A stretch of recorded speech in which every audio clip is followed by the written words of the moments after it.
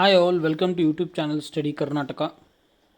This is the fifth video in which we are covering the syllabus of specific paper for land survey that is being conducted by KEA.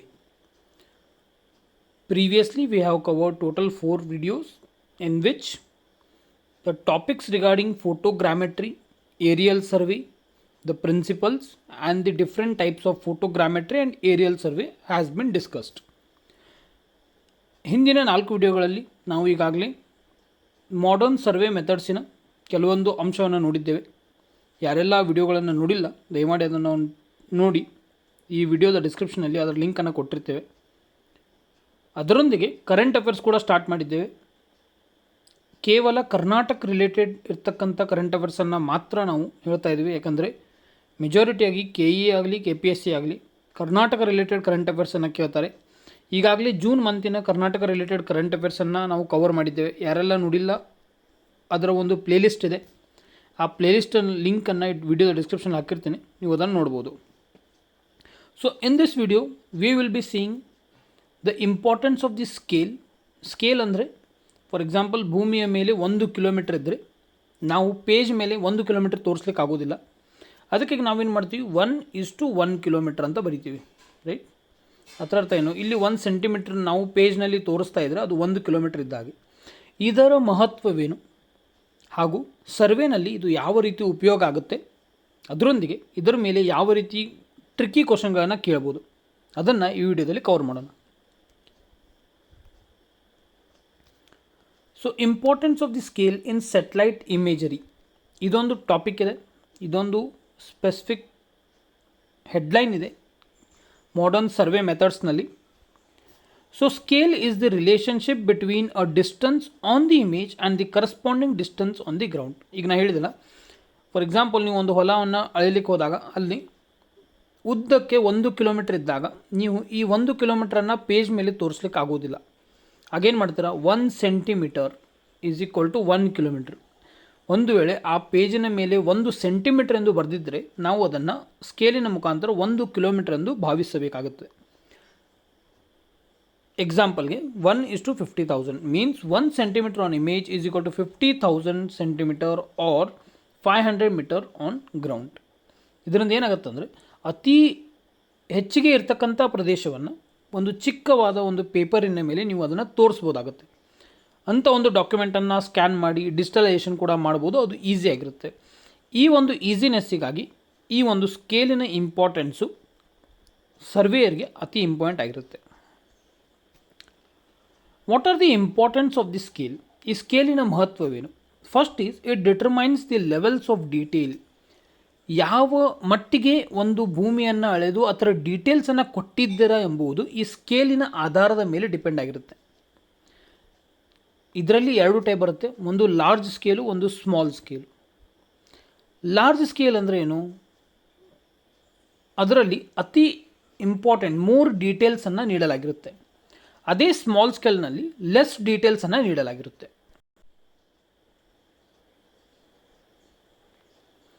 ಇದರಲ್ಲಿ example ನೋಡಬೇಕಾದ್ರೆ 1:5,000 ಇದು ಬಿಲ್ಡಿಂಗನ್ನು ತೋರಿಸುತ್ತೆ, roads ಬೌಂಡ್ರೀಸ್ಗಾಗಿ ಇದನ್ನು use ಮಾಡ್ತಾರೆ. ಅದೇ 1:2,50,000 ಇದ್ದಲ್ಲಿ ಇದು ಡಿಸ್ಟ್ರಿಕ್ಸನ್ನು ತೋರಿಸುತ್ತೆ, ರಿವರ್ಸನ್ನು ತೋರಿಸುತ್ತೆ. ಯಾಕಂದರೆ ಈ ಏರಿಯಾಗಳು ದೊಡ್ಡದಾಗುತ್ತೆ, ಹೀಗಾಗಿ ಸ್ಕೇಲನ್ನು ಲಾರ್ಜಾಗಿ ತೆಗೆದುಕೊಂಡಿರ್ತಾರೆ. ಬಿಲ್ಡಿಂಗ್ಗಳು, ರೋಡ್ಸು, ಬೌಂಡ್ರೀಸು ಚಿಕ್ಕದಾಗಿರುತ್ತೆ, ಹೀಗಾಗಿ ಸ್ಮಾಲ್ ಸ್ಕೇಲನ್ನು ತೆಗೆದುಕೊಳ್ಳುತ್ತಾರೆ.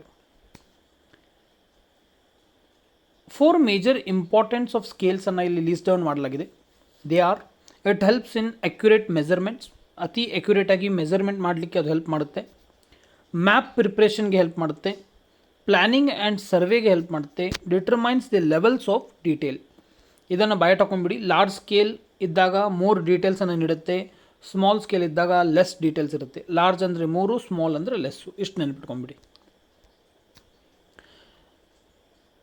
ಮತ್ತೊಂದು ಟಾಪಿಕನ್ನು ಸಿಲೆಬಸ್ನಲ್ಲಿ ಆ್ಯಡ್ ಮಾಡಿದ್ದಾರೆ, that is importance of height. ಹೈಟಿನ ಮಹತ್ವವೇನು? ಹೈಟ್ ಅಂದರೆ ಏನು? ಇಲ್ಲಿ ಮೆಜಾರಿಟಿಯಾಗಿ ಆಲ್ಟಿಟ್ಯೂಡ್ ಬರುತ್ತೆ. ಆಲ್ಟಿಟ್ಯೂಡ್ ಅಂದರೆ ಏನು? It is the distance between the satellite and the earth surface. ಇದು ಸ್ಯಾಟಲೈಟ್ ಇದೆ, ಇದು ಭೂಮಿಯ ಸರ್ಫೇಸ್ ಇದೆ. ಈ ಒಂದು ಡಿಸ್ಟೆನ್ಸನ್ನು ಆಲ್ಟಿಟ್ಯೂಡ್ ಎಂದು ಕರೆಯುತ್ತಾರೆ. ಸಿಲೆಬಸ್ನಲ್ಲಿ ಏನು ಆ್ಯಡ್ ಮಾಡಿದ್ದಾರೆ ಅಂದರೆ what is the importance of the height that is satellite altitude. ಮೊದಲನೇ ಇಂಪಾರ್ಟೆನ್ಸ್ ಬಂದುಬಿಟ್ಟು ಕವರೇಜ್ ಏರಿಯಾ ಅಂದರೆ ವ್ಯಾಪ್ತಿಯ ಪ್ರದೇಶ. ಹೈಯರ್ ಆಲ್ಟಿಟ್ಯೂಡ್ ಅಂದರೆ ಭೂಮಿಯಿಂದ ಅತಿ ಎತ್ತರಕ್ಕೆ ಇದ್ದಾಗ ಇದೇನು ಮಾಡುತ್ತೆ, ಇಷ್ಟು ಏರಿಯಾನ ಕವರ್ ಮಾಡುತ್ತೆ, ಅಂದರೆ ಹೆಚ್ಚಿಗೆ ಏರಿಯಾನ ಕವರ್ ಮಾಡುತ್ತೆ. ಅದೇ ಒಂದು ವೇಳೆ ಈ ಸೆಟಲೈಟು ಹತ್ತಿರವಿದ್ದರೆ ಕೇವಲ ಒಂದು ಚಿಕ್ಕದಾದ ಒಂದು ಏರಿಯಾನ ಕವರ್ ಮಾಡುತ್ತೆ. ಅದೇ ಇದರ importance, that is coverage area. Higher ಆಲ್ಟಿಟ್ಯೂಡಲ್ಲಿದ್ದಾಗ ಲಾರ್ಜ್ ಏರಿಯಾವನ್ನು ಕವರ್ ಮಾಡುತ್ತೆ, ಲೋವರ್ ಆಲ್ಟಿಟ್ಯೂಡಲ್ಲಿದ್ದಾಗ ಚಿಕ್ಕ ಏರಿಯಾ ಅಂದರೆ ಸ್ಮಾಲ್ ಏರಿಯಾವನ್ನು ಕವರ್ ಮಾಡುತ್ತೆ. Second importance of altitude is revisit time. Higher satellites can monitor larger regions frequently. ಈ ಇಮೇಜ್ನಲ್ಲಿ ನೀವು ನೋಡ್ಬೋದು, ಸ್ಯಾಟಲೈಟ್ ಎಷ್ಟು ಎತ್ತರ ಇರುತ್ತಲ್ಲ, ಪ್ರತಿಯೊಂದು ಜಾಗವನ್ನು, ಯಾಕಂದರೆ ಇದು ತಿರುಗಿ ಅದೇ ಜಾಗಕ್ಕೆ ಮರಳಿ ಒಂದು ಫ್ರೀಕ್ವೆಂಟ್ ಟೈಮ್ನಲ್ಲಿ ಬರುತ್ತೆ. ಹೀಗಾಗಿ ಈ ಒಂದು ಜಾಗದ ಮಾನಿಟರಿಂಗು ಫ್ರೀಕ್ವೆಂಟ್ಲಿ ಆಗಿರುತ್ತೆ. ಲಾರ್ಜರ್ ರೀಜನ್ಸ್ ಫ್ರೀಕ್ವೆಂಟ್ಲಿ ಅಂದರೆ ಪದೇ ಪದೇ.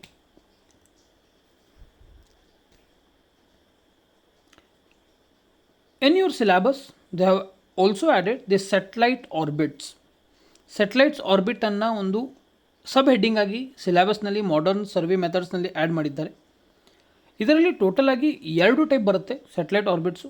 ಮೊದಲನೇದು LEO. ಎಕ್ಸಾಮಿನೇಷನಲ್ಲಿ ನಿಮ್ಗೆ ಏನು ಕೇಳ್ಬೋದು ಅಂದರೆ LEOನ ಫುಲ್ ಫಾರ್ಮ್ ಏನು, LEOನ ವಿಸ್ತೀರ್ಣ ರೂಪ ಏನು ಎಂದು ಕೇಳಿದಾಗ ಲೋ ಅರ್ತ್ ಆರ್ಬಿಟ್.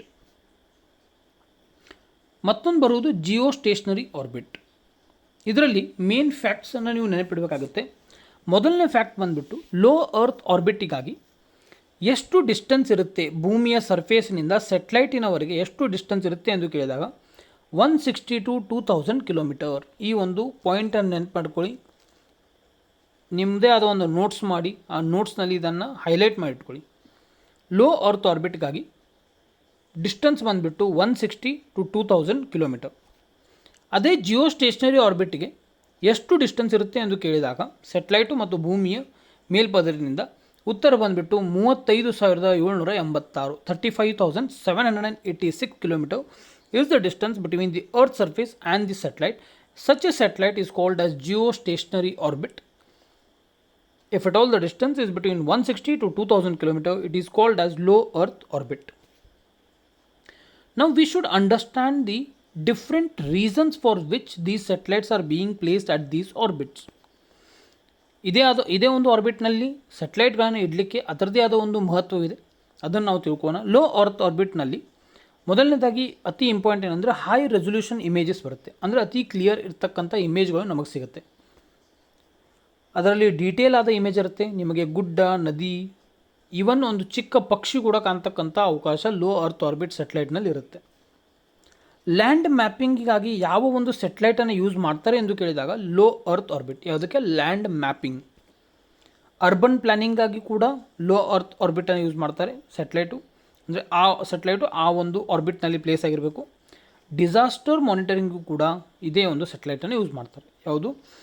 ಟೋಟಲಾಗಿ 4 ನೆನ್ಪಿಟ್ಕೊಳ್ಳಿ: ಡೀಟೇಲ್ಡ್ ಇಮೇಜಿಂಗಾಗಿ, ಲ್ಯಾಂಡ್ ಮ್ಯಾಪಿಂಗು, ಅರ್ಬನ್ ಪ್ಲ್ಯಾನಿಂಗು ಮತ್ತು ಡಿಸಾಸ್ಟರ್ ಮ್ಯಾನೇಜ್ಮೆಂಟ್ ಅಥವಾ ಡಿಸಾಸ್ಟರ್ ಮಾನಿಟರಿಂಗ್. ಅದೇ ಜಿಯೋ ಸ್ಟೇಷನರಿ ಆರ್ಬಿಟ್ ಬಂದುಬಿಟ್ಟು ಮೊದಲನೇದಾಗಿ ವೆದರ್ ಫೋರ್ಕಾಸ್ಟಿಂಗ್ ನೆನ್ಪಿಟ್ಕೊಳ್ಳಿ. ನೋಡಿ, ಡಿಸಾಸ್ಟರ್ ಮಾನಿಟರಿಂಗ್ ಬಂದುಬಿಟ್ಟು ಲೋ ಅರ್ತ್ ಆರ್ಬಿಟ್ನಲ್ಲಿ, ಯಾಕಂದರೆ ಡಿಸಾಸ್ಟರ್ ಮಾನಿಟರಿಂಗ್ ಇರಬೇಕಾದ್ರೆ ನಿಮಗೆ ಡೀಟೇಲ್ಡಾಗಿ ಇಮೇಜಿಂಗು ಮತ್ತು ಲ್ಯಾಂಡ್ ಮ್ಯಾಪಿಂಗ್ ಇರಲೇಬೇಕಾಗತ್ತೆ. ಅದಕ್ಕಾಗಿ ಲೋ ಅರ್ತ್ ಆರ್ಬಿಟನ್ನು ಯೂಸ್ ಮಾಡ್ತಾರೆ. ಅದೇ ವೆದರ್ ಫೋರ್ಕಾಸ್ಟಿಂಗಾಗಿ ನಮಗೆ ಸೆಟಲೈಟು ಎತ್ತರದಿಂದ ಇರಬೇಕು, ಮೆಜಾರಿಟಿಯಾಗಿ ಏರಿಯಾವನ್ನು ಕವರ್ ಮಾಡಬೇಕು. ಅದಕ್ಕಾಗಿ ಜಿಯೋ ಸ್ಟೇಷನರಿ ಆರ್ಬಿಟ್ಟು ಯಾವುದು 35,786 ಕಿಲೋಮೀಟರ್ ಏನು ಎತ್ತರದಲ್ಲಿರುತ್ತೆ, ಆ ಒಂದು ಸೆಟಲೈಟಿನಿಂದ ಒಂದು ಅತಿ ದೊಡ್ಡದಾದ ಒಂದು ಪ್ರದೇಶವನ್ನು ನಾವು ಕವರ್ ಮಾಡ್ಬೋದು.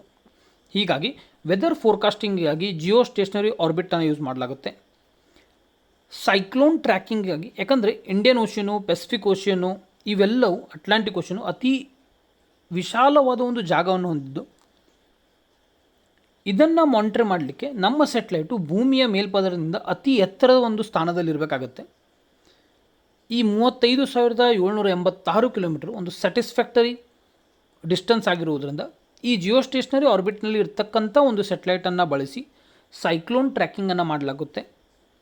ಕಮ್ಯುನಿಕೇಷನ್ ಸರ್ವಿಸು, ಫಾರ್ ಎಕ್ಸಾಂಪಲ್ ಈಗ ನೀವು ಏನು Tata fibre, air fibre, Jio fibre ಏನೆಲ್ಲ ಯೂಸ್ ಮಾಡ್ತಿರಲ್ಲ, ಈ ಸ್ಟಾರ್ಲಿಂಕ್ ಎಂಬ ಒಂದು ಹೊಸ ಒಂದು ಯೋಜನೆಯನ್ನು ಒಂದು ಕಂಪ್ನಿ ತೆಗೆದುಕೊಂಡು ಬಂದಿದೆ.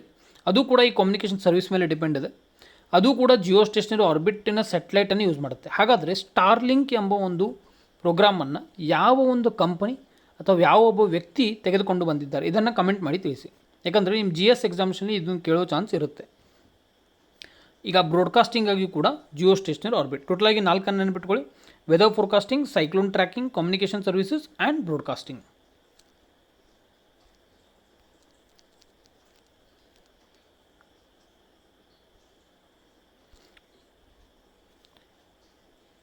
The next topic that they have added in your syllabus, ನಿಮ್ಮ ಸಿಲೆಬಸ್ನಲ್ಲಿ ಮತ್ತೊಂದು ಟಾಪಿಕನ್ನು ಅವರು ಸಬ್ ಹೆಡ್ಡಿಂಗ್ ಆಗಿ ಕೊಟ್ಟಿದ್ದಾರೆ. That is type of satellite resolution. Total ಆಗಿ 4 ರೆಸೊಲ್ಯೂಷನ್ಗಳು ಬರುತ್ತೆ. ಮೊದಲನೇದು spatial resolution, second is spectral resolution, third is radiometric resolution and fourth is temporal resolution. ಈಗ ನಿಮ್ಮ ಎಕ್ಸಾಮ್ಸ್ನಲ್ಲಿ ಯಾವ ರೀತಿ ಕೊಡ್ತಾರೆ ಅಂದರೆ, ಈ ಪದಗಳನ್ನು ಇಂಗ್ಲೀಷ್ನಲ್ಲಿ ಹೇಗಿದೆ ಅದೇ ರೀತಿಯಾಗಿ ಕನ್ನಡನಲ್ಲಿ ಕೊಟ್ಟಿರ್ತಾರೆ, ಎಕ್ಸಾಕ್ಟ್ ಟ್ರಾನ್ಸ್ಲೇಟ್ ಮಾಡೋದಿಲ್ಲ. ಆಗ ರೆಸೊಲ್ಯೂಷನ್ಗಳಲ್ಲಿ, ಸ್ಯಾಟಲೈಟ್ ರೆಸೊಲ್ಯೂಷನ್ಗಳಲ್ಲಿ ಯಾವ ಒಂದು ರೆಸೊಲ್ಯೂಷನ್ ಇಲ್ಲ ಎಂಬುದು ನಿಮಗೆ ಗೊತ್ತಿರಬೇಕು. ಸೊ ಹೀಗಾಗಿ ಇದನ್ನು ನೀವು ನೆನಪಿಡಬೇಕೇನೆಂದರೆ S²RT, ರೈಟ್? S²RT. S² ಅಂದ್ರೇನು? ಮೊದಲನೇದು ಬಂದುಬಿಟ್ಟು ಸ್ಪೇಟಿಯಲು, ಎರಡನೇದು ಬಂದುಬಿಟ್ಟು ಸ್ಪೆಕ್ಟ್ರಲು, R ಅಂದರೆ ರೇಡಿಯೋಮೆಟ್ರಿಕ್ಕು, T ಅಂದರೆ ಟೆಂಪೋರಲ್. S²RT. ಓಕೆ, ಈಗ ಇದರ ಪ್ರತಿಯೊಂದನ್ನು ಸ್ವಲ್ಪ ಡೀಟೇಲಾಗಿ ನೋಡೋಣ. ಯಾಕಂದರೆ ಎಕ್ಸಾಮಿನೇಷನಲ್ಲಿ ಇದರ ಮೇಲೆ ನಿಮಗೆ ಪಾಯಿಂಟ್ಸ್ಗಳನ್ನು ಕೇಳಿ ಕ್ವಶನ್ಗಳನ್ನು ಕೇಳತಕ್ಕಂಥ ಚಾನ್ಸ್ ತುಂಬಾ ಇದೆ. ಸ್ಪೇಟಿಯಲ್ ರೆಸೊಲ್ಯೂಷನ್ ಬಂದುಬಿಟ್ಟು it refers to the smallest object that can be detected or distinguished in an image. ಅಂದರೆ ಯಾವುದೇ ಆದ ಒಂದು ಇಮೇಜನ್ನು ನೀವು ತೆಗೆದಾಗ ಆ ಒಂದು ಇಮೇಜ್ನಲ್ಲಿ ಅತಿ ಚಿಕ್ಕದಾದ ಒಂದು ಆಬ್ಜೆಕ್ಟನ್ನು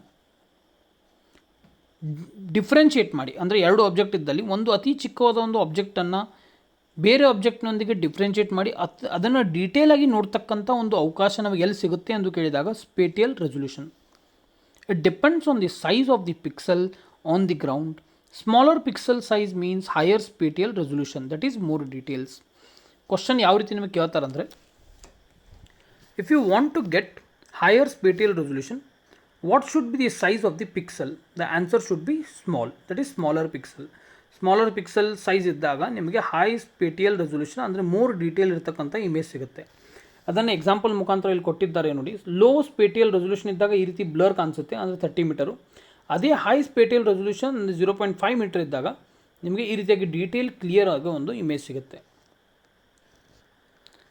ಈಗ ಸ್ಪೇಟಿಯಲ್ ರೆಸೊಲ್ಯೂಷನ್ ಎಲ್ಲಿ ಯೂಸ್ ಆಗುತ್ತೆ ಎಂದು ನಿಮಗೆ ಎಕ್ಸಾಮಿನೇಷನ್ ಕೇಳಿದಾಗ, it is used in mapping, land use planning and urban mapping. Second type of resolution is spectral resolution, that is spectral resolution. It reflects to the ability of a sensor to detect different wavelengths on spectral bands. ಈಗ ನಿಮ್ಮ exams ಏನು ಕೇಳ್ಬೋದು ಅಂದರೆ, different types of ವೇವ್ಲೆನ್ಸ್ಗಳನ್ನು use ಮಾಡಿ ಯಾವ ಒಂದು satellite resolution ನಿಮಗೆ ಇಮೇಜನ್ನು ಕೊಡುತ್ತೆ ಎಂದು ಕೇಳಿದಾಗ ಅದರ ಉತ್ತರ ಬಂದುಬಿಟ್ಟು ಸ್ಪೆಕ್ಟ್ರಲ್ ರೆಸೊಲ್ಯೂಷನ್. ಯಾಕಂದರೆ ಏನು ನಿಮ್ಮಲ್ಲಿ 7 ಕಲರ್ಸ್ ಇರುತ್ತಲ್ಲ, ವೈಟ್ ಕಲರ್ನಲ್ಲಿ ಏನು 7 ಕಲರ್ಸ್ ಇರುತ್ತೆ, ಆ ಕಲರ್ಸಿನ ವೇವ್ಲೆಂತನ್ನು ಆಧಾರ ಮಾಡಿ ಈ ಸ್ಪೆಕ್ಟ್ರಲ್ ರೆಸೊಲ್ಯೂಷನ್ ನಮಗೆ ಇಮೇಜಸನ್ನು ನೀಡುತ್ತೆ. More the number of spectral bands, better is the ability of distinguishing materials on the earth surface. ಅಂದರೆ ಈಗ 7 ಕಲರ್ಗಳು ನಮಗೆ ಒಂದೇ ಜಾಗದಲ್ಲಿ ಸಿಕ್ಕಾಗ ಅಲ್ಲಿಯ ಜಾಗದ ಒಂದು ಏನು ಫೋಟೋ ಇರುತ್ತಲ್ಲ ಅಥವಾ ಏನು ಇಮೇಜ್ ಇರುತ್ತೆ ಅದು ಅತಿ ಕ್ಲಿಯರ್ ಆಗಿರುತ್ತೆ. ಈ ರೀತಿಯಾಗಿ ಡೆಫಿನೇಷನ್ ಬಂದಾಗ ಇದು ಯಾವ ಒಂದು ರೆಸೊಲ್ಯೂಷನ್ ಎಂದು ನಿಮಗೆ ಕೇಳಿದಾಗ ನಿಮ್ಮ ಉತ್ತರ spectral resolution. It is useful in agriculture, geology, forest studies and water resources. ಈಗ ನಿಮ್ಮ ಎಕ್ಸಾಮಿನೇಷನ್ ಕೇಳ್ತಾರೆ, ನಾವು ಅಗ್ರಿಕಲ್ಚರು, ಜಿಯೋಲಜಿ, ಫಾರೆಸ್ಟ್ ಸ್ಟಡಿ ಅಥವಾ ವಾಟರ್ ರಿಸೋರ್ಸನ್ನು ಸ್ಟಡಿ ಮಾಡಬೇಕಾಗಿದ್ದಲ್ಲಿ, for example Jal Jeevan mission, ನಾನು ಅದನ್ನು ಸ್ಟಡಿ ಮಾಡಬೇಕಾಗಿದ್ದಲ್ಲಿ ಯಾವ ಒಂದು ಸ್ಯಾಟಲೈಟ್ಸ್ ರೆಸೊಲ್ಯೂಷನನ್ನು ಯೂಸ್ ಮಾಡಬೇಕು?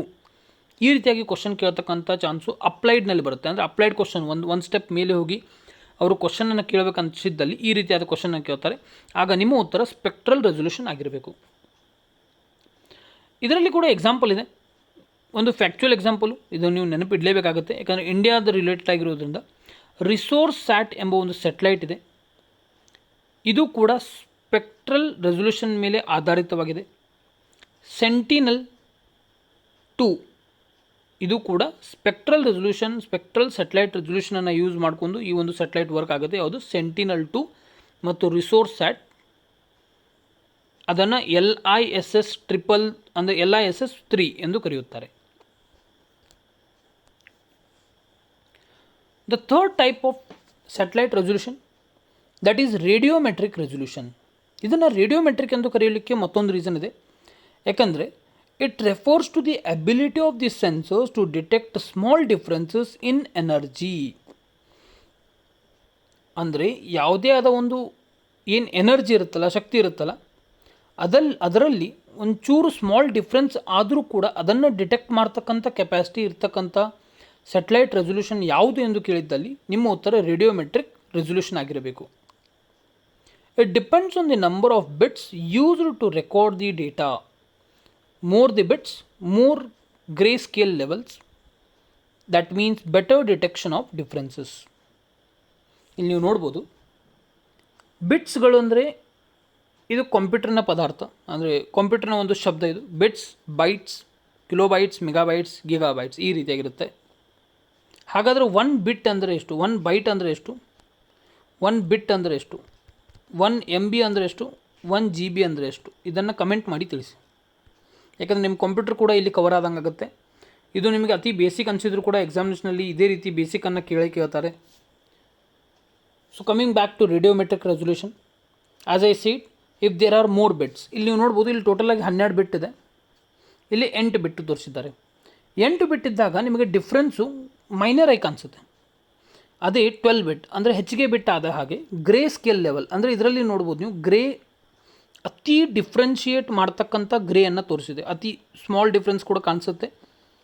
ಅದರಿಂದ ಏನಾಗುತ್ತೆ, ಬೆಟರ್ ಡಿಟೆಕ್ಷನ್ ಆಫ್ ಡಿಫ್ರೆನ್ಸಸ್, ಅಂದರೆ ಡಿಫ್ರೆನ್ಸಸ್ ನಿಮಗೆ ಅತಿ ಕರೆಕ್ಟಾಗಿ ಡಿಟೆಕ್ಟ್ ಆಗಿದ್ದಲ್ಲಿ ನಿಮ್ಮ ಫೋಟೋವನ್ನು ನೀವು ಕ್ಲಿಯರಾಗಿ ರೀಡ್ ಮಾಡಬಹುದು. ಜಸ್ಟ್ ಸಿಂಪಲಾಗಿ ಏನು ನೀವು ನೆನ್ಪಿಡ್ಬೇಕಂದ್ರೆ, radiometric resolution, it is the ability of a sensor to detect small differences in the energy, and if at all we are using more bits, more grayscale levels are being produced, and it leads to better detection of differences. It helps to identify subtle differences in the objects. ಅಂದರೆ ಅತಿ minute ಆದ ಡಿಫ್ರೆನ್ಸಸ್ಸನ್ನು ನಾವು ಗೊತ್ತಿಡಬೇಕಾಗಿದ್ದಲ್ಲಿ ಯಾವ ಒಂದು spectral ರೆಸೊಲ್ಯೂಷನನ್ನು use ಮಾಡ್ತಾರೆ ಎಂದು ಕೇಳಿದಾಗ radiometric ರೆಸೊಲ್ಯೂಷನ್ನ ಯೂಸ್ ಮಾಡಲಾಗುತ್ತೆ. Next coming to the last type of resolution, that is satellite resolution. It is temporal resolution. Temporal resolution, it refers to the frequency at which the satellite passes over the same area and collect the data. For example ನಾವು ಇಲ್ಲಿ ಅರ್ತಿನ ಒಂದು ಇಮೇಜನ್ನು ನೋಡಿದ್ವಿ. For example ಇದೊಂದು satellite ಇದೆ, A ಎಂಬ ಸ್ಪಾಟ್ನಲ್ಲಿ ಬರ್ತಾಯಿದೆ. 10 ಗಂಟೆ ಆದಮೇಲೆ ಇದೇ ಒಂದು ಸ್ಪಾಟಿಗೆ ರಿಪೀಟ್ ಆಗುತ್ತೆ. ಮತ್ತೆ ಮುಂದೆ 20 ಗಂಟೆ ಆದಮೇಲೆ ಮತ್ತೆ ಇದೇ ಸ್ಪಾಟಿಗೆ ರಿಪೀಟ್ ಆಗುತ್ತೆ. ಅದೇ ಈ ಸ್ಯಾಟಲೈಟ್ ಬಂದುಬಿಟ್ಟು ಎ ಸ್ಪಾಟ್ನಲ್ಲಿ ಒಂದು ಟೈಮ್ ಬಂದಾಗ, ಎರಡನೇ ಟೈಮು ಇದೇ ಸ್ಪಾಟಿಗೆ 5 ಗಂಟೆಯ ಬಳಿಕ ಬಂದಾಗ, ಅದರ ಅರ್ಥ ಇಲ್ಲಿ ಡಿಫ್ರೆನ್ಸ್ ಎಷ್ಟಿದೆ, 5 ಗಂಟೆ ಇದೆ, 5 hours. ಆಗ ಇದರ ಇಮೇಜು ಅತಿ ಕ್ಲಿಯರ್ ಆಗಿರುತ್ತೆ, ಡೇಟಾ ಅತಿ ಹೆಚ್ಚಾಗಿ ಇಲ್ಲಿ ಫೆಚ್ ಆಗಿರುತ್ತೆ. ಇದು ಡೇಟಾ ಕಡಿಮೆ ಫೆಚ್ ಆಗಿರುತ್ತೆ, ಹೀಗಾಗಿ ಇಮೇಜು ಅಥವಾ ರೆಸೊಲ್ಯೂಷನ್ ಕೂಡ ಕಡಿಮೆ ಇರುತ್ತೆ. ಅದೇ temporal resolution, that is it refers to the frequency at which a satellite passes over the same area and collects the data. Shorter revisit time means higher temporal resolution. ಅದೇ ನಾನು ನಿಮಗೆ ಹೇಳಿದೆ, 5 ಗಂಟೆಗೆ ಒಮ್ಮೆ ಬರ್ತಕ್ಕಂಥ ಒಂದು ಸ್ಯಾಟಲೈಟಿನ ಇಮೇಜು ಅತಿ ಕ್ಲಿಯರ್ ಆಗಿರುತ್ತೆ, ಅತಿ ಸ್ಪಷ್ಟವಾಗಿರುತ್ತೆ ಮತ್ತು ನಿಮಗೆ ಡೇಟಾ ಹೆಚ್ಚಿಗೆ ಸಿಗುತ್ತೆ. ಇದು 5 ಗಂಟೆ, ಇದು 10 ಗಂಟೆ ಅಂತ ಅಂದ್ಕೊಳ್ಳಿ. ಆಗ ಇಲ್ಲಿನ ಡೇಟಾ ಹೆಚ್ಚಿಗೆ ಆಗಿರುತ್ತೆ, ಅತಿ ಕರೆಕ್ಟಾಗಿರುತ್ತೆ, ಹೊರತು ಈ ಡೇಟಾಯನ್ನು ಕಂಪೇರ್ ಮಾಡಿದ್ದಲ್ಲಿ ಈ ಡೇಟಾ ಗೆಲ್ಲುತ್ತೆ.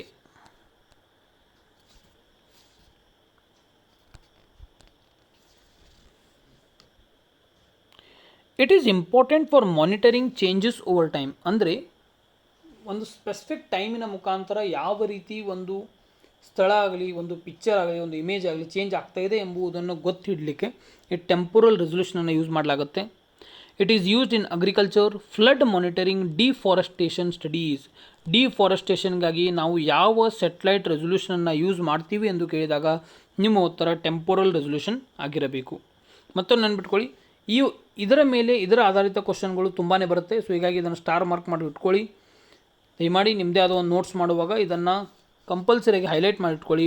ಡಿಫಾರೆಸ್ಟೇಷನ್ ಸ್ಟಡೀಸ್ ಮಾಡುವಾಗ ಟೆಂಪೊರಲ್ ಸ್ಯಾಟಲೈಟ್ ರೆಸಲ್ಯೂಷನನ್ನು ಯೂಸ್ ಮಾಡಲಾಗುತ್ತದೆ. The next topic that they have added in the syllabus is application of satellite imagery. ಅಂದರೆ ನೀವು ಸ್ಯಾಟಲೈಟಿನ ಮುಖಾಂತರ ಯಾವೆಲ್ಲ ಇಮೇಜಸನ್ನು ತೆಗೆದುಕೊಳ್ತೀರಾ. ಈಗ ನಾವು ಸ್ಯಾಟಲೈಟ್ ರೆಸಲ್ಯೂಷನ್ಗಳನ್ನು ನೋಡಿದ್ವಿ, ಅದರಲ್ಲಿ 4 ವಿಧಗಳನ್ನು ನೋಡಿದ್ವಿ. ಪ್ರತಿಯೊಂದು ವಿಧವು ಬೇರೆ ಬೇರೆ ರೀತಿಯಾದ ಡೀಟೇಲ್ಡ್ ಫೋಟೋಗ್ರಾಫ್ಸನ್ನು ತೆಗೆದುಕೊಳ್ಳುತ್ತೆ. ಅಂಥ ಒಂದು ಇಮೇಜರಿ ಯಾವುದಕ್ಕೆ ಯೂಸ್ ಆಗುತ್ತೆ ಎಂದು ಕೇಳಿದ್ದಾರೆ. ಸೊ ಫಸ್ಟ್ ಆಫ್ ಆಲ್ ಈಗ ನಾವು ಯಾವ ಎಕ್ಸಾಮ್ ಬರೀತಾ ಇದ್ದೀವಿ ಅದಕ್ಕಾಗಿ ಯೂಸ್ ಆಗುತ್ತೆ ಲ್ಯಾಂಡ್ ಸರ್ವೆ. ಟೋಪೋಗ್ರಾಫಿಕ್ ಮ್ಯಾಪಿಂಗ್, ಟೋಪೋಗ್ರಾಫಿ ಅಂದರೆ ಏನು ಅದನ್ನು ನಿಮಗೆ ಮೊದಲನೇ ವಿಡಿಯೋದಲ್ಲಿ ತಿಳಿಸಿದ್ದೇನೆ. ಥರ್ಡ್ ಬಂದುಬಿಟ್ಟು ಅಗ್ರಿಕಲ್ಚರ್ ಯೂಸ್ ಆಗುತ್ತೆ, forest survey, urban planning, disaster management. ಹಾಗಾದರೆ ಡಿಸಾಸ್ಟರ್ ಮ್ಯಾನೇಜ್ಮೆಂಟಿಗಾಗಿ ಯಾವ ಒಂದು ರೆಸಲ್ಯೂಷನ್ ಸ್ಯಾಟಲೈಟ್ ರೆಸಲ್ಯೂಷನನ್ನು ನಾವು ಯೂಸ್ ಮಾಡ್ತೇವೆ, ಇದೀಗ ರೀಸೆಂಟಾಗಿ ನಾನು ನಿಮಗೆ ಪ್ರೀವಿಯಸ್ ಟ್ಯಾಬ್ನಲ್ಲಿ ಅದನ್ನು ತಿಳಿಸಿದ್ದೇನೆ. ದಯಮಾಡಿ ಪಾಸ್ ಮಾಡಿ, 1 ಸೆಕೆಂಡ್ಗಾಗಿ ಪಾಸ್ ಮಾಡಿ, ನಿಮ್ಮ ಆನ್ಸರನ್ನು ಕಮೆಂಟ್ ಮಾಡಿ, ಮತ್ತೆ ರಿಟರ್ನ್ ವಿಡಿಯೋಗೆ ಬನ್ನಿ. ನೆಕ್ಸ್ಟ್ ವಾಟರ್ ರಿಸೋರ್ಸಿಗಾಗಿ ನಾವು ಇದನ್ನು ಯೂಸ್ ಮಾಡ್ತೀವಿ.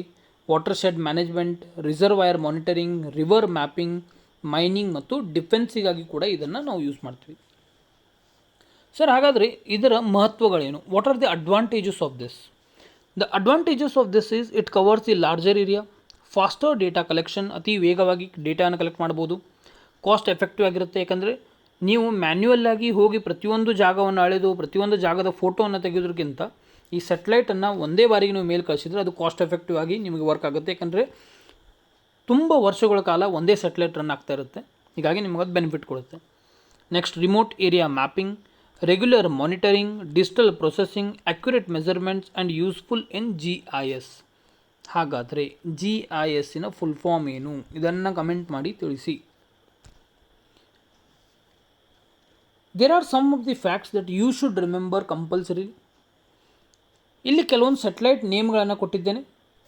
ಇಲ್ಲಿ ಕಂಟ್ರಿಗಳಿದೆ, ಯಾವ ಕಂಟ್ರಿಗೆ ಅದು ಬಿಲಾಂಗ್ ಆಗುತ್ತೆ ಮತ್ತು ಅದರ ಪರ್ಪಸ್ ಏನು, ಅದರ ಮಹತ್ವ ಏನು, ಅದನ್ನು ಯಾವುದಕ್ಕಾಗಿ ಲಾಂಚ್ ಮಾಡಿದ್ದಾರೆ, ನಾವು ಇದನ್ನು ತಿಳ್ಕೊಳ್ಬೇಕಾಗುತ್ತೆ. ಎಕ್ಸಾಮಿನೇಷನ್ ಏನು ಮಾಡ್ತಾರೆ ಅಂದರೆ ಮ್ಯಾಚ್ ದಿ ಫಾಲೋಯಿಂಗ್ ಕೊಟ್ಟು ನಿಮಗೆ ಈ ರೀತಿಯಾದ ಫ್ಯಾಕ್ಟ್ಸ್ಗಳನ್ನ ಕೇಳ್ತಾರೆ. ಸೊ ಮೊಟ್ಟ ಮೊದಲಿಗೆ ನಾವು ಇಂಡಿಯಾದ ಪ್ರತಿಯೊಂದು ಮಾಹಿತಿಯನ್ನು ನೆನಪಿಟ್ಕೊಳ್ಳೋಣ. ಕಾರ್ಟೋಸ್ಯಾಟ್ ಎಂಬ ಒಂದು ಸ್ಯಾಟಲೈಟು ಇಂಡಿಯಾಗೆ ಬಿಲಾಂಗ್ ಆಗುತ್ತೆ. ಇದನ್ನು ಮ್ಯಾಪಿಂಗಿಗಾಗಿ ಯೂಸ್ ಮಾಡ್ತಾರೆ. ಯಾವುದು? ಕಾರ್ಟೋಸ್ಯಾಟ್. ನೆಕ್ಸ್ಟ್ ಬಂದುಬಿಟ್ಟು ರಿಸೋರ್ಸ್ ಸ್ಯಾಟ್. ಇದು ಕೂಡ ಭಾರತಕ್ಕೆ ಸಂಬಂಧವಿದ್ದು ಇದನ್ನು ಅಗ್ರಿಕಲ್ಚರ್ಗಾಗಿ ಯೂಸ್ ಮಾಡ್ತಾರೆ. ಯಾವುದು? Resource sat. ನೆಕ್ಸ್ಟ್ ಬಂದುಬಿಟ್ಟು ರೀಸ್ಯಾಟ್, RISAT. ಇದು ಕೂಡ ಇಂಡಿಯಾದು ರೆಡಾರ್ ಇಮೇಜಿಂಗಾಗಿ ಇದನ್ನು ಯೂಸ್ ಮಾಡ್ತಾರೆ. ಓಷಿಯನ್ ಸ್ಯಾಟ್ ಎಲ್ಲರಿಗೂ ಗೊತ್ತಾಗುತ್ತೆ, ಓಷಿಯನ್ ರಿಲೇಟೆಡ್ ಇದೆ ಅಂತ, ಓಷಿಯನ್ ಸ್ಟಡೀಸ್ಗೆ ಯೂಸ್ ಮಾಡ್ತಾರೆ. ಇನ್ಸ್ಯಾಟ್, INSAT ಇದನ್ನು ವೆದರ್ ಆ್ಯಂಡ್ ಕಮ್ಯುನಿಕೇಷನ್ಗಾಗಿ ಯೂಸ್ ಮಾಡ್ತಾರೆ. ಇದು ಭಾರತದಾಯಿತು. ಯಾವ್ಯಾವು? Cartosat, Resourcesat, RISAT, Oceansat and INSAT. Next ಬಂದುಬಿಟ್ಟು ಸೆಂಟಿನಲ್. ಇದು ಬಂದುಬಿಟ್ಟು ಯುರೋಪಿಯನ್ ಯೂನಿಯನ್ದವ್ರದ್ದು, EU. ಇದನ್ನು ಅರ್ತ್ ಅಬ್ಸರ್ವೇಷನ್ಗಾಗಿ ಯೂಸ್ ಮಾಡ್ತಾರೆ. ನೆಕ್ಸ್ಟ್ ಲ್ಯಾಂಡ್ ಸ್ಯಾಟ್, ಇದು USA ಇದು ಲ್ಯಾಂಡ್ ರಿಸೋರ್ಸಿಗಾಗಿ ಇದನ್ನು ಯೂಸ್ ಮಾಡ್ತಾರೆ. SPOT ಇದು ಬಂದುಬಿಟ್ಟು ಫ್ರಾನ್ಸಿನವ್ರದ್ದು, ಇದನ್ನು ರಿಮೋಟ್ ಸೆನ್ಸಿಂಗ್ನಲ್ಲಿ ಯೂಸ್ ಮಾಡ್ತಾರೆ. ವರ್ಲ್ಡ್ ವ್ಯೂ ಬಂದುಬಿಟ್ಟು USAದವ್ರದ್ದು, ಇದನ್ನು ಹೈ ರೆಸೊಲ್ಯೂಷನ್ ಮ್ಯಾಪಿಂಗಾಗಿ ಯೂಸ್ ಮಾಡ್ತಾರೆ. ದಯಮಾಡಿ ಈ ಎಲ್ಲ ಫ್ಯಾಕ್ಟ್ಸ್ಗಳಿದ್ದರೂ ಕೂಡ ಇದನ್ನು ನೀವು ಬಾಯಟ್ ಹಾಕಲೇಬೇಕು. ಇದರಲ್ಲಿನ ಒಂದು ಕ್ವಶನ್ ಬರ್ತಕ್ಕಂಥ ಚಾನ್ಸ್ ತುಂಬಾ ಇದೆ, ಗ್ಯಾರಂಟಿ ಹೇಳೋಕ್ಕಾಗೋದಿಲ್ಲ, ಬಟ್ ಬರ್ತಕ್ಕಂಥ ಚಾನ್ಸ್ ಇದೆ. ಯಾಕಂದರೆ ಫ್ಯಾಕ್ಚುಯಲ್ ಕ್ವಶನ್ ಆಗುತ್ತೆ. ಈ ಒಂದು ಸಿಲೆಬಸ್ನಲ್ಲಿ ಇದೇನು ನೀವು ಮಾಡರ್ನ್ ಸರ್ವೆಯನ್ನು ಓದ್ತಾ ಇದ್ವಿ, ನೀವು ಅದರಲ್ಲಿ ಕಂಪಲ್ಸರಿಗೆ ಹೈ ಸ್ಕೋರ್ ಮಾಡಲೇಬೇಕಾಗುತ್ತೆ. ಅಂದಾಗ ಮಾತ್ರ ನಿಮ್ಮ ಸ್ಕೋರು ಮೋರ್ ದೆನ್ 80 ಹೋಗಲಿಕ್ಕೆ ಚಾನ್ಸ್ ಇರುತ್ತೆ. And more than securing more than 80 is much more important in order to get in to the final list. So let's move on to the MCQ question. ಕೆಲವೊಂದು ಅತಿ important MCQ ಕ್ವಶನ್ಗಳನ್ನು ನೋಡೋಣ. A large scale image provides. Large scale image ಏನನ್ನು provide ಮಾಡುತ್ತೆ? it provides more details. A large scale image provides more details. As I have said you in the previous slides, if it's large it is more, if it's less or if it's small then it is less. Second question, which orbit provides high resolution satellite images? ಯಾವ ಕಕ್ಷೆಯು ಹೆಚ್ಚಿನ ರೆಸಲ್ಯೂಷನ್ನಿನ ಉಪಗ್ರಹ ಚಿತ್ರಗಳನ್ನು ಒದಗಿಸುತ್ತದೆ? Obviously LEO ಅಂದರೆ low earth orbit. Third question, satellite imagery is most useful in. ಉಪಗ್ರಹ ಚಿತ್ರಣವು ಇವುಗಳಲ್ಲಿ ಅತ್ಯಂತ ಯಾವುದು ಉಪಯುಕ್ತವಾಗಿದೆ? ಇದರ ಉತ್ತರ ಬಂದ್ಬಿಟ್ಟು ಆಲ್ ಆಫ್ ದಿ ಅಬೋ, ಅಂದರೆ ಭೂ ಸಮೀಕ್ಷೆ, ನಗರ ಯೋಜನೆ, ಕೃಷಿ, ಈ ಮೂರಕ್ಕಾಗಿ ನಾವು ಸ್ಯಾಟಲೈಟ್ ಇಮೇಜರಿಯನ್ನು ಯೂಸ್ ಮಾಡ್ತೀವಿ. Fourth question, the ability to distinguish small ground objects is called. ಸಣ್ಣ ನೆಲದ ವಸ್ತುಗಳನ್ನು ಪ್ರತ್ಯೇಕಿಸುವ ಸಾಮರ್ಥ್ಯವನ್ನು ಏನೆಂದು ಕರೆಯಲಾಗುತ್ತದೆ? ಇದರ ಉತ್ತರ ಬಂದ್ಬಿಟ್ಟು spatial resolution, C. Thanks for watching the video. ನಿಮಗೆ ಯಾವುದಾದ್ರೂ ಕ್ವಶನ್ ಇದ್ದಲ್ಲಿ ಅಥವಾ ಯಾವುದಾದ್ರೂ ನೋಟ್ಸಿನ ಮಾಹಿತಿ ಬೇಕಾಗಿದ್ದಲ್ಲಿ ನಮ್ಮ ನಂಬರ್ಗೆ ವಾಟ್ಸಪ್ ಮಾಡ್ಬೋದು ನೀವು, 9481428256. Study Karnataka is always here to help you. Thank you for watching the video. If at all you are new to the channel, you can subscribe the channel and share it with your friends. ನಿಮಗೆ ಈ ವಿಡಿಯೋದ ಅಥವಾ current ಅಫೇರ್ಸಿನ PDF ಬೇಕಾಗಿದ್ದಲ್ಲಿ ನಮ್ಮ Telegram ಚಾನಲ್ನ join ಮಾಡ್ಬೋದು. ಡಿಸ್ಕ್ರಿಪ್ಷನಲ್ಲಿ ಇದರ ಲಿಂಕನ್ನು ಕೊಟ್ಟಿರ್ತೇವೆ. ಪ್ರೀವಿಯಸ್ ವೀಡಿಯೋಸ್ಗಳನ್ನು ಯಾರೆಲ್ಲ ನೋಡಿಲ್ಲ, ಪ್ಲೇಲಿಸ್ಟನ್ನು ಲಿಂಕನ್ನು ಈ ವಿಡಿಯೋ ಡಿಸ್ಕ್ರಿಪ್ಷನಲ್ಲಿ ಕೊಟ್ಟಿರ್ತೇನೆ, ನೀವು ಅದನ್ನು ನೋಡ್ಬೋದು. Thanks for watching the video. Have a nice day. Bye.